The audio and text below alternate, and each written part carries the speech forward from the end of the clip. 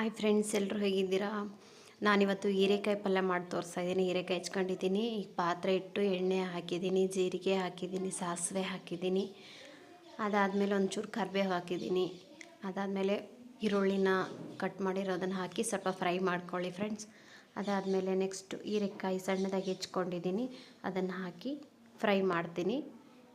ಸ್ವಲ್ಪ ಹೊತ್ತು ಫ್ರೈ ಮಾಡಿದಾದಮೇಲೆ ಮುಚ್ಚಬೇಕು ಫ್ರೆಂಡ್ಸ್. ಸ್ವಲ್ಪ ಉಪ್ಪು ಹಾಕಿದ್ದೀನಿ, ರುಚಿಗೆ ತಕ್ಕಷ್ಟು ಉಪ್ಪು ಹಾಕಿ ಮುಚ್ಚಿಟ್ಟು ಆಮೇಲೆ ಅರಿಶಿನ ಖಾರ ಹಾಕಿ ಮತ್ತೆ ಫ್ರೈ ಮಾಡಿ ಮುಚ್ಚಿಟ್ಟಿದ್ದೀನಿ. ಸ್ವಲ್ಪ ಹೊತ್ತು ಬೇಯಬೇಕದು.